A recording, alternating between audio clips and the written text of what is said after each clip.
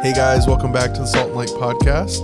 Back again for another week. I look forward to this. Me too. Yeah, we have to almost hold back ourselves because we get together, we sit down, and we're just like ready to chat, and so ready to launch sometimes right into we'll it. get right into content. So we had to reserve ourselves a little bit, Yeah. but Kurt's got some updates, Right. so we're ready to go. Graham was telling us about his near vehicular manslaughter just before we started, but he didn't want to talk about it. Well, I don't want to incriminate myself, Kurt.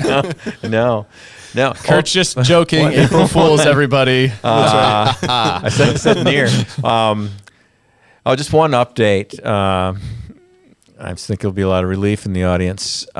So the last 2 weeks, I've had the best tasting mocha frozen coffees at the Cumberland Farms. Ooh. But both times, and including yesterday, almost for the whole day after I had it, I just had a bad feel the whole day. Really? Yeah, like a stomach thing and everything. So Wow. I'm at this point, I'm making an announcement. I'm all done with those. Wow. Not going to have any more. Yeah. It was the chase the Yeah. whole time. Kurt Yeah, was just it was. wanting the Yeah. chase. And He then got what once he you wanted actually and- got it, it didn't satisfy well, you. which is interesting because I sent a thing out to our WebEx, our leads deal yesterday. This is our kind of texting, WhatsApp-ish type deal. You didn't know what originated out of that, but it was that as we I forget what the word I used on it, but as we grow near, as Jesus becomes our completion and our satisfaction and our destination, other things just start to go by the wayside. Mm-hmm. So as I'm enjoying His presence more and more, it was much easier for me to just say, you know what? That little coffee slushy thing make me feel bad. I'm all done with it. Yeah. And I don't have to have that as my my completion at That's all. true. Jesus is my completion. Wow. Well, I have to assume there's some employee at the Cumberland Farms that's like, in 3 weeks is going to be like, what Yeah. the heck? We fixed that for We him. fixed it for that guy, and he hasn't been back. Yeah, the only one was working. But so then this morning I've got my truck has little issues all the time. So lately, it's the last 2 days as I come to a stoplight, it conks out on me. The RPMs just drop. Oh. And then it shuts down. And I gotta try to start it up. Alternator And then or battery, you think? Well, it starts up. It starts up. Starts off fine. Yeah. So I don't know. Is it how when to is it when you stop it just stop. Yeah. Then it's just idling. It's probably a carburetor issue, maybe. And well, it's fuel injection though, my friend. Oh, okay. Yeah. Could be that makes more All right. sense. Could be the But flux. It's whatever the equivalent. Whatever of is fuel just getting injection issues.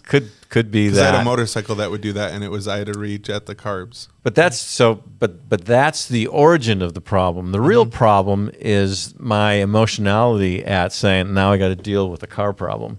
right? And and so why I should be able to just say I got to deal with the car problem, Right. but not bring anything in it that takes my quality of life down. You're speaking to me. Yeah. Yeah. So I want none of that. And so the Holy Spirit's making me aware that I'm doing that, which is the first step to not doing that and saying, you know what? I'm going to trust you and I'm going to have joy the rest of the day. But Right. what is that? No, I was just thinking the triggering other you? day where it's like sometimes in life, is it the problems that are really bothering us, or is it the reaction to our problems Yeah. that we have?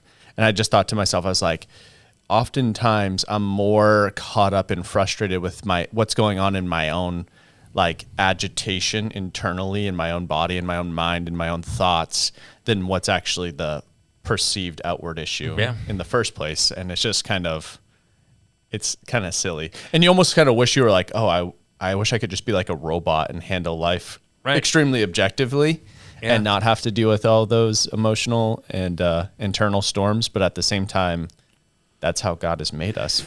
Right. They're all most of them are molehills. Right. That we create into something more. Mm-hmm. Why did God make us so emotional, Kurt? Well, that's interesting. Each time we have things like this, we have to say that I'll use a better word because I can't use that word. Whoa! Let's go into uncensored. We are his image bearers. Yeah. But we take what is good from him and we exacerbate it into something like that. Right. That essentially, what does that emotionalism do? It takes us away from his presence, because now the most important thing is my issue that I'm doing. And then what happens then? Then I'm not able to love others as well either when I'm carrying that. I'm not thinking about what other people are going through or how I can help them. Right. That's a wicked dominoes thing. So I would let me credit Satan to some of this, right? Because what he'll do, and him and his demonic horde of minions, when they see the direction you're going down, they start whispering in your ears and just create a snowball. Put out gas of it. on the fire. Yeah. Oh yeah. What do you think about that, Jake? Yeah, I think it's kind of like without I'm trying to I don't need to like come up with an example. I'll just go right to it. It wouldn't be you if you didn't come up with an I analogy. know. I'm just waiting trying to for fight that. Why? That's what you offer to the podcast. I know. That's your main contribution. This is why we get the big dollars here at this podcast. But no, I think like it's the contrast of our emotions that makes like the good emotions so sweet. So like God, you said like, well, why would God create us to be so emotional? Right. In the broken, sinful world, our emotions can be a bad thing that drive us to this point of anxiousness and doubt and turmoil. But I would assume in heaven that those same emotions, when it's joy and exuberance and peace and all these things, we get to like imagine if all of your emotions were just dulled completely with like either medication or God took them away. Like a sweet moment with your wife or with your daughters would just be like, meh. And that'd be so sad to take that away. Would just be horrible. Yes, the anxiety would go away, or like the fear in like a situation would go away too. But it's not worth the trade-off. And you see that in sometimes in entertainment with like a show.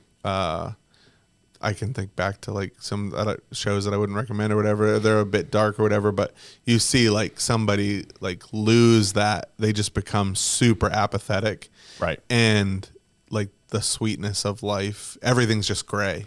And like that, they end up being miserable because it's like, that's not a place to live. So I think the emotions are given to us by God for a good reason, to be enjoyed and to be had with him in the good things, but then the enemies kind of twisted them and made them nasty. Yeah, without a doubt.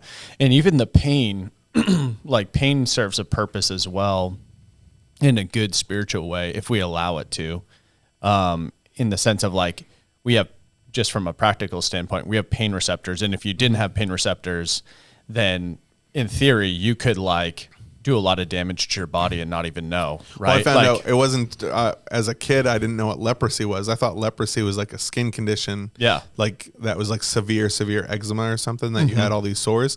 But leprosy is a pain receptor condition where. Really? Yeah. Like a nerve issue. It's a nerve damaged condition where they lose. And so over time, you touch things that you shouldn't. You're too harsh and like things get on your skin. And I think there is some skin degradation that happens, but from what I understand now is it's actually a pain receptor. I'll look it up while you're talking. That's crazy. Yeah, a lot of it is the degradation that happens is because you don't feel pain, right? So you just smash things up. Right. Like if you like just stubbed your toe really bad or put your hand on a stove and didn't know and it's blistered and you're like, oh, I should probably get that checked out. Now it's infected or whatever.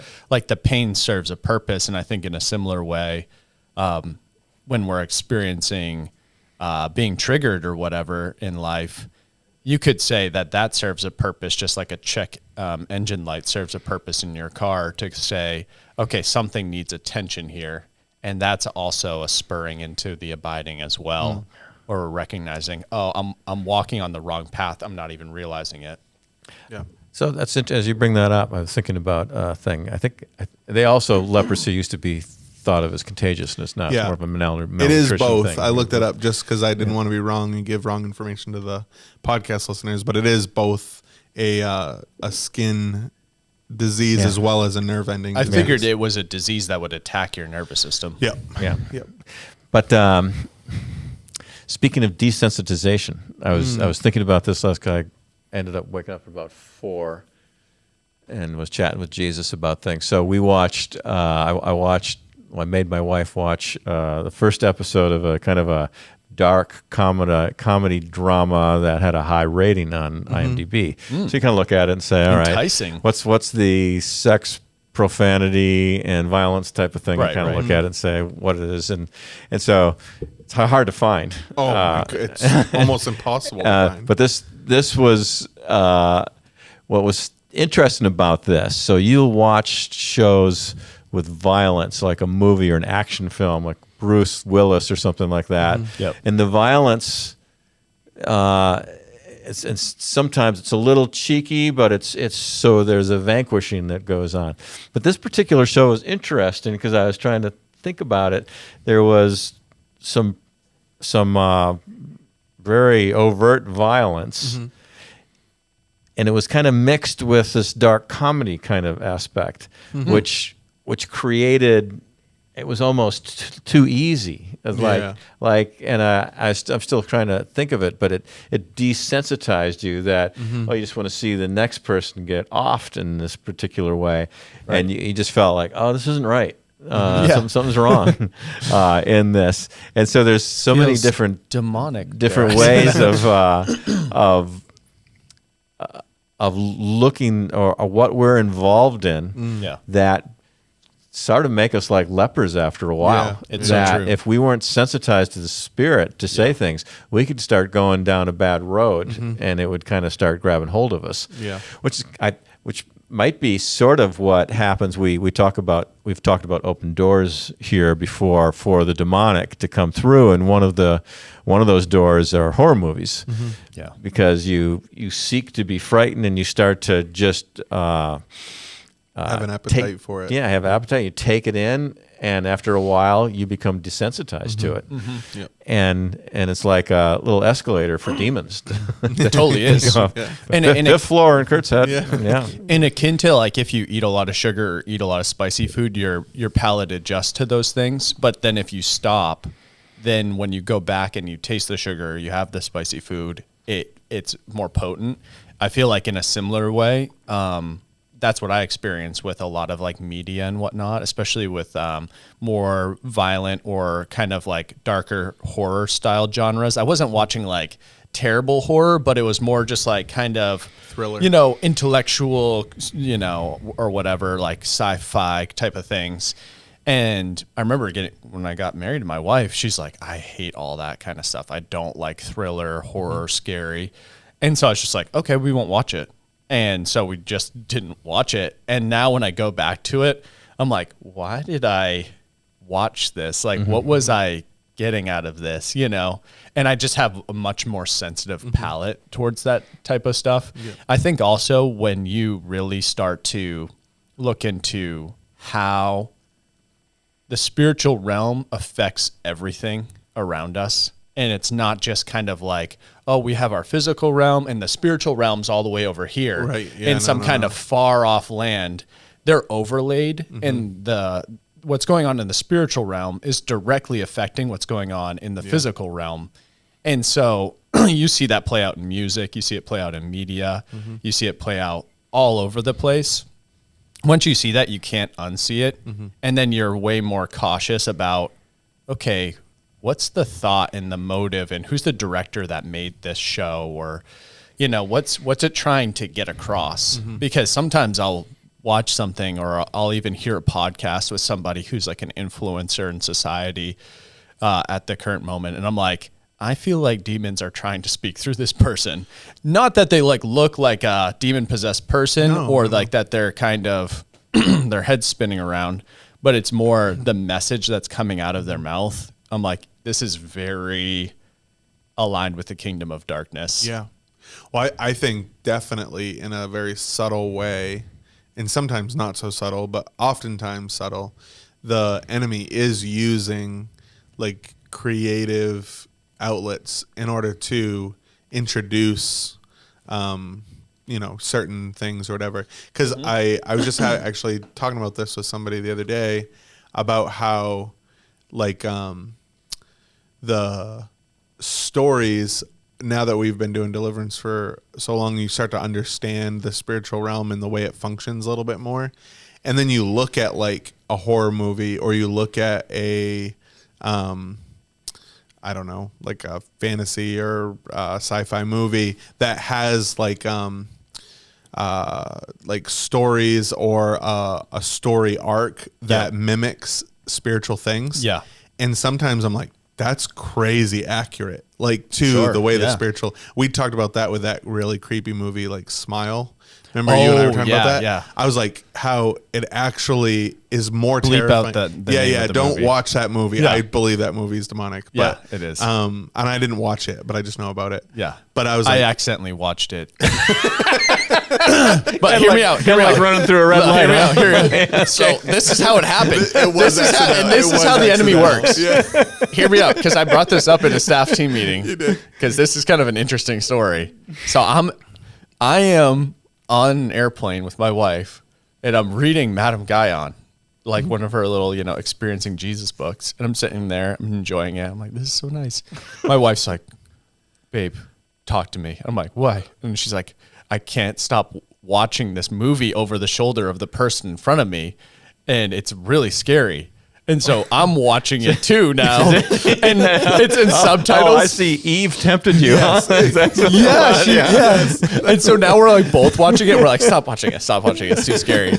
And then like, we're like, but I need to know what's going on. I need to know what's happening. And so like, we're watching it, and I literally didn't even get any of the audio from the movie. I'm like watching it over this person's shoulders in bits and pieces and trying to read and then looking up and being like, and I got like almost the entire plot of the movie. Yeah. And I was like, that was the most like psychological thriller / like accurately portrayed demonic style, like how the demonic work and operate movie. Because the demons pass through trauma, and they learn in the movie it is a demon that's operating basically, and going from one person to the next. And I was like, oh, it was so so accurate, and it just made me so mad that something like that is out there. well, and so not just horror movies, but there's so much media, whether it's songs or TV shows or movies or even books, Right. that I think human people write out of their own creative mind, but that the enemy is influencing. Oh yeah. And almost The Holy giving Spirit some inspires, accuracy. and so does Exactly. so do evil Yeah, spirits. yeah. They inspire as well. Yeah. You know? And so I think you can't just assume as a parent or even as somebody that like, oh, well, this is just innocent entertainment. Right. There's that's not the way the enemy looks at things. And your sensitivity is very oscillating. It grows or it diminishes based on what you feed. Well, and even to get more personal. Yeah. Because we're all family here, us and Yeah, we are. So as I was laying there at about 4:30 or so, and all of a sudden that started coming to my mind, the thing that I'm not going to watch anymore. Right. I whispered kind of out loud because they don't know my thoughts. Right. And Lisa was laying down next to me. I said, "You unclean spirit of violence, leave now in Jesus' name." And I literally felt like tingles and just all of a sudden just lightness that came. Yeah. Because we have no idea. Yeah. Yeah. There's so much power in So many renouncing. people, including Christians, would think what you just described is weird and in your head. Yeah. And I'm like, we've been doing this too Join the long. club. Yeah, we've been doing this too long Yeah. to know that's Yeah. it's very real. Yeah. And it doesn't mean that you were quote unquote possessed in that moment, No. but there's an outside attack. Demonized, There's yeah. Demonized. Yeah. Absolutely. And we have a power and authority in Jesus. Yeah. It is awesome.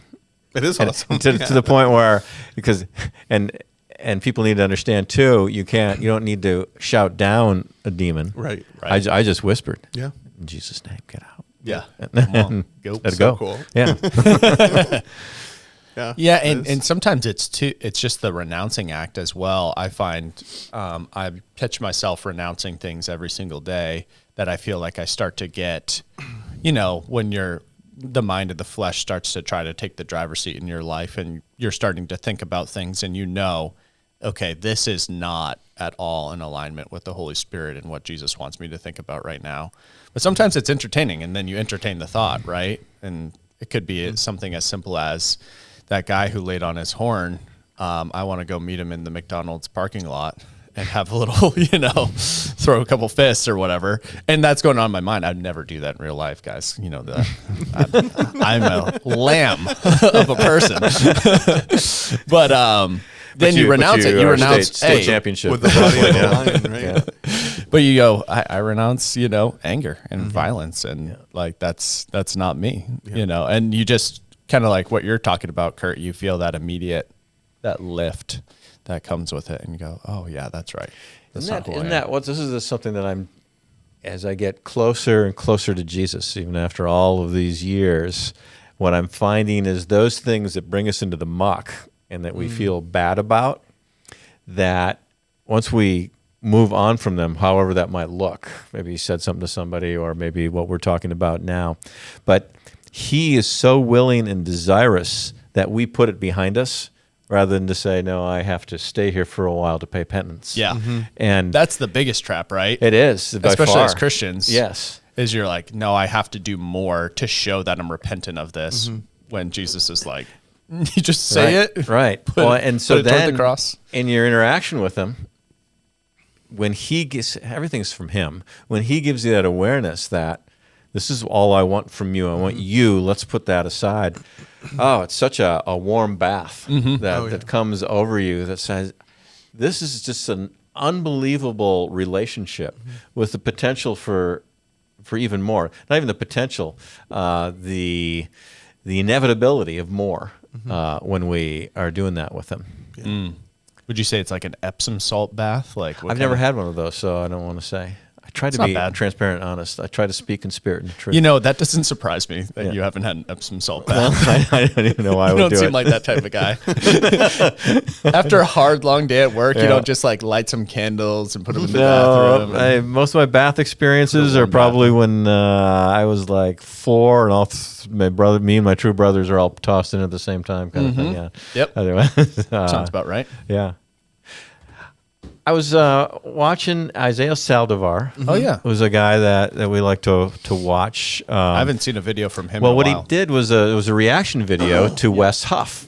Oh, nice. Who was talking to the I know the Diary of a CEO. Diary of a CEO guy. Stephen Bartlett is his name. Okay, yeah, British dude. Yeah, and great voice. It was about a 16-minute section. Did you watch that? I watched whole the thing? entire podcast. Of course you did. I don't know why you do that. Because if I bring something up, you watch the whole thing. If it's Wes Huff, I will watch the whole thing. I can't help myself. Yeah. and the reality is, a lot of it I've already heard. Yeah. No, because he said the same thing. But it was fascinating. Great. I call him Wes Buff because he's got big arms too. He is buff. Yeah. And he was fast too. He got. He's quick. I think he was right around 10 seconds for 100 meters. Oh man. Oh, is that right? Okay, Yeah. You're talking. I thought you meant like mentally sharp. I was No, like, I'm talking about physically. No, he was. Yeah. He was either on or vying for the Canadian Olympic team as Really? as a sprinter for the relays. Yeah. Wow. 100 meters. But in this 10 particular people on that team. First of all, my thing with Wes that I want him to. Canada's got more people than Throw shade at Canada. I'm just kidding. They won the 100 meter. Well, actually, the one guy won, but he was on the juice, so they took it away from him. But then they had another guy that won. I remember in dodgeball, they're like, we're going to separate the wheat from the chaff, the boys from the men, the awkwardly feminine from the possibly Canadian. All right, I'm going to forget what I was going to We talk love about. Canada. Okay. They're our neighbors. So the first thing about Wes, as we're watching him, I want him to be more just forthcoming about his experiences as a believer. He's very much an apologist. Yeah. Very logical. So it's interesting to watch him. Right. So the issue that what's the dude's name? The CEO Dan? Stephen Bartlett. Stephen Bartlett, who is an agnostic. Right. And he was asking good questions, I thought. He was asking good questions, but they were interesting questions because he melted it down and said to Wes Huff, he said, so if I die today, I'm going to hell. Yeah. And Wes did a good job of replying, yes, you are.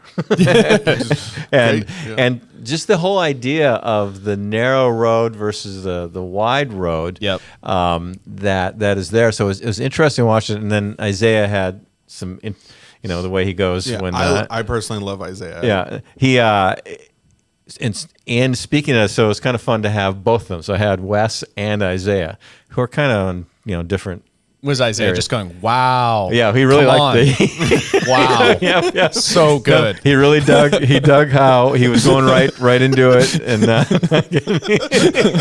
It's pretty good. It's pretty accurate. yeah, it was. I recommend it. Go to Isaiah Saldivar and look for the West Huff deal. But the Jake liked that one. Well, remember that little, sorry, we'll go back into this, but remember the boy who saw Jesus? Yeah. You know what I'm talking about? Yeah. He wakes up from the surgery and he's like in the anesthetic. He's like, I see Jesus. And it's like this like super heartfelt moment. Yeah. Well, I couldn't find the original video. So I showed a reaction video to that video. To Magdalene, because it's like, you got to see this. It's so sweet. And she was like so bothered by Isaiah Saldivar because the whole time he's just going, wow, guys, are you seeing this right now? And she's like, can we shut that part off? Like, can you turn it? Yeah, so it just makes Isaiah sound like he doesn't have an opinion of his own, but he's really great. But that is. I want to make a reaction channel, honestly, at this point. We could have a reaction corner. We could kind of watch. We could react to our own Salt&Light videos. This is off base. What do I don't want to get away from so we can come back? We don't want to get away from the fact that the health thing. Yeah. But, so reaction videos. One of my latest ones are finding these people who have never heard rock bands before. And so, like, one couple are listening to Beatles songs for the first time. Yeah. And I'm just so excited to be excited with them as I listen to these. But anyhow. Those are some of the best when it's like people who haven't heard a certain song or type of genre of music and they listen to it and you can see it on their face. And especially when they're kind of experts, they're voice coaches or something like that. Yeah. That's more exciting. What a waste of time. Hey, you got to be entertained by something. Like, you can drop 20 minutes on that, like nothing. But anyhow, hell. Yeah, hell. It's hot. I thought that was. I would recommend everybody listen to that section because if you took Isaiah out of stopping the video, it's probably really on about a 6 to 8 minutes that he addressed that, and it was such a good way to just be upfront and explain that to people because a lot of people, well, I know when someone would press you with that, so you're saying I'm going to hell. Yeah, right. I mean, how many people just wouldn't want to say yes? Yeah, you want to dodge it. Well, that's up to God, not me. I feel like that's the big cop out, right? Yeah. God knows your heart. Well, there's the super famous quote by an atheist, and I don't remember what you guys might know the atheist that said it, but I think it's like pretty famous. But he says that if a Christian truly believed their theology, how much would they have to hate me to not share the truth, even in my like defensive of it? Yeah, he's the magician guy. Magician, yeah. Penn and Teller. Penn and Teller, yeah.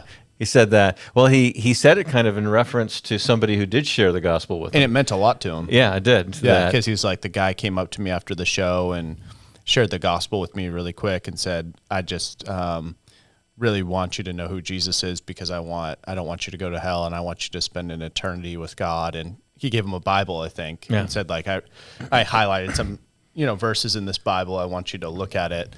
And he was like, it meant a lot because I could tell this guy truly believes what he was talking about. And if you really believe that, right, that's exactly how you would be, is what the point he was making. Well, and even that's what is the way like martyrdom benefits the kingdom is that long after, like if you were looking at like the Colosseum or different in Japan or different times throughout history, when someone gives their life, they're right to the point of death, they refuse to renounce and deny who Jesus is in front of others.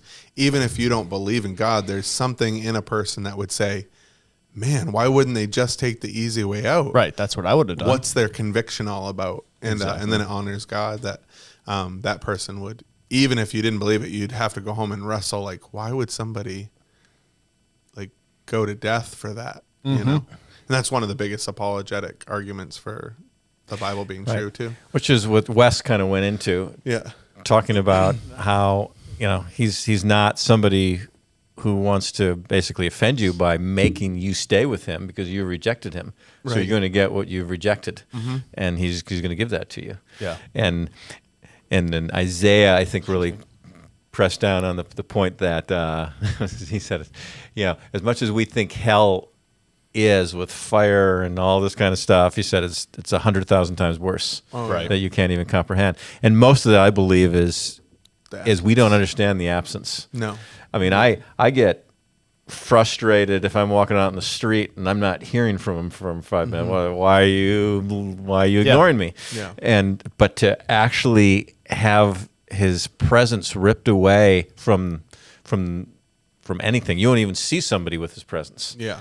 I can't even imagine what that. Well, that's be. what right towards the end of the if you've ever listened to like the monologue by Bill Weiss, the guy who it said he had the book like 20 Minutes in Hell or something like that. Oh, He had Jesus gave him the vision of him being in hell, and he goes on to say like all the Bible verses of saying what God is, and how hell is just the direct opposite. Like he said when he had the vision of being in hell, not a vision like he saw it, he like experienced it. He said like he felt like he couldn't breathe, and then the verses that talk about like that God is the air in our lungs, and it was dark because it says God is light. He said he felt completely unloved because God is love. Like, and he just kept going. And I think we don't have any comprehension, let alone unbelievers in our world don't have any comprehension that the good parts of this world that people think, because even unsaved people think like there's problems in our world, but ultimately, like you'll even hear them say, ultimately, like people are good and the world's good and this life is good. There's a lot of things to be enjoyed. They have no understanding that all of that is because we're still experiencing God. It's not in his fullness yet, but it's certainly not in his absence. Like we don't get to experience. It's his grace, and he's sustaining everything. Everything. And that's his goodness being reflected through creation and through other people. And even like the way that we're made in God's image and our conscience testifies to that as well. And so like all of that is a grace from God, and it's good. And so some people say like, oh yeah, I don't need to know about hell. I experience hell on earth. And it's like, no, hell will be so much worse than anything you could experience here on earth. Even you mean your worst day. My car conking out wasn't hell? Is that what you're saying to me? That's what I'm saying, Kurt. It's pretty bad. I do got to get better. Yeah. But cars are man-made inventions anyway. Got nothing to do with that there. That's us. No. But I think God can like heal machines. I know what you meant, but the way that came You're out. really, I was like, what's really the word? grasping for next thing? Machines. Well, no, because You're about to see us not have anything to say, but then Graham saved us. Listen to this, guys. Listen to this. So my ice maker has been broken. It's been broken for the longest time, which is so annoying because if you want to like get like ice in your cup for whatever, is that in the refrigerator door or what? Yeah, it's on the freezer door. Freezer door, yeah. And Ours I got a doesn't work Whirlpool, either. not endorsed by them. That's just the brand. It was actually the cheapest brand we could get. But if they want to be an endorser and sponsor of our program, but if they want to pay me for this, I will take the money. Yeah. But so it's been broken for no joke like months, and so I've been like kind of praying. I'm like, God, I'm trying to troubleshoot it in all the ways I know how. Like look at the water coil and try to what's happening play by the way. with What's the water the pressure. The ice maker, Yeah. the water's not coming through. I have that part. And it's not going into the ice holder. Yeah, I think it's a and pump. all the mechanics are working. You hear the pump running? Yeah, I think so. Like the water. Well, I guess so you probably have a solenoid or something that clicks off so loud because it's hooked up to your water in the house, Yes, right? So I have a similar issue. And water's coming out of the part where if you just want water, it comes out of there. But it's it does. Not going to the entering ice maker. To the ice maker. Oh, okay. So anyways, Our I've been listening at a audience, loss. This is literally just like no, forward. they are leaning Yeah, forward. they are. They want to know. So anyways, edge of their seat. I'm just like, God, like, I don't know what to do with this ice maker anymore. Could you just get this thing worked out or whatever? And so anyways, the other morning I hear the sound clunk, Oh, nice. of the ice falling into the bucket. And I went, babe, did you hear that? that was our ice maker. And so I look and I hit the little ice maker lever and ice comes out into my cup. And I'm like, God is good. So there's nothing, you can't tell me God's not real. Yeah. Like, God does heal machines. yeah, he heals the It's machines. the word they use, but I know. I mean, God can do anything, right? Like He. No, made I water say that come out of tongue a in rock, cheek. I'm sure you there know? could be a natural explanation, but God's Don't you take goodness is that glory everywhere. from Him. Don't you dare! Don't you dare take that glory from Him. What was that in this present darkness? So when the angel wanted to stop a car, he put his sword through the hood of the car, and Oh, that's cool. yeah. That sounds like it would be a good movie scene. Oh, it would be. Yeah, no, it'd be something. All right, Do what you know else if should we they talk ever about? Did they make a movie for this present darkness? They may have, but I bet it would have been cheesy. Yeah, that really could be a great movie. Yeah. I haven't read the book yet. You guys worth talk a about read. it all the time. Yeah. I did I listened to it on audiobook, but it's really good. It's really good. I'll have to check it out. Yeah, it's like fiction. It's like 5 years since we've been talking Just about the it. way you said like really good twice, Yeah. just made it seem like you're really trying to convince I me would convince yourself. I would really try to convince you to listen to it. It's definitely worth reading. All right. It's very entertaining. It's fiction, but it's very rooted in the truth. Like it's like accurate in a lot of ways. Accurate. That's one of your favorite words. Accurate. Yeah. You guys got me in the giggles now. You had me in the giggles. That's not fair. You're killing me with the Isaiah impression. What else is going on? Well, let me think. It's been in the news lately. Well, the war. A lot of things. War with Iran is The news. A lot of stuff in the news. A lot of problems. Yeah. In the news. Well, good speaking thing- of books too, on spiritual warfare, the Screw Tape Letters, they're doing a show in Boston of the Screw Tape Letters. Oh, really? Yeah. So what is it, like Someone- two dudes just sitting in a couple of chairs? Or I don't what? know. That's what it was. Apparently, it was like they've done that. it's a very popular screenplay because Max McLean has performed in that many times. Uncle Screwtape, what do you say to Wormwood? Yeah. I don't know who Max McLean is. Just go to your Bible app. Bible app and press play on the U version. I have a hard time listening to that. Yeah, you do. I feel like Is it too much? Shakespeare's. It's too much. Yeah. He does a good job. Have you seen the movie The Most Reluctant Convert? It's a movie about C.S. Lewis's conversion. No. You should check it out. It's on Amazon. And not a lot of people have seen it. No, but I've never heard of it. Max McLean basically like narrates the life of C.S. Lewis from a first person perspective all the way through as like an older man who's recounting his story, and then they kind of show his story being played out, if that makes sense, and they cut back to him and he's like talking about like what was going on in his heart and his life. It's really good. It's really well done. That would be Highly interesting. recommend. Yeah, Andy Serkis. You know who that is? Yeah. The guy who played like Gollum. Gollum. He did it was either he did it for audiobook, I can't remember, but he did the Screw Tape Letters, and I don't know if it was like a screenplay, theatrical on stage, or if it was a audiobook, but I remember listening to it. It was good. Because I love the Screw Tape Letters. Yeah, if you like the Screw Tape Letters, then you would really like this Present Darkness. Oh, yeah. Oh. Yeah. Wow. Hey, Yeah. you're just really trying to sell it on me. I here. am selling it. Yeah. I'm a fan. All right. I got Came out in the nothing. 90s. Yeah. Frank Peretti. So Oh, yeah. you had never watched Piercing. You never read Piercing the Darkness, the second one. No, I started it and Okay. then I didn't finish that Yeah. one yet. It's a lot Peretti. to take in almost. Is it? Well, just no, like- just even this Present Darkness was a kind of Yeah, Yeah. it was. I equally like was burning through it. So Yeah. I was, because I would like listen to it Yeah. because it was an audiobook. I was like washing dishes and listening to it, and there were parts like that were unsettling. Yeah. You're Yes. just like, oh wow. Speaking of that, this troubled me because you do it. What do I do? You listen to things at like 1.5 speed, and so That's my one vice I sent that that I Remnant have. Radio thing to both you guys before I listened to it. Yep. Just yesterday, and what this is what troubles me about it. So they'll be kind of reacting or responding to a video of something. I forget which one this was.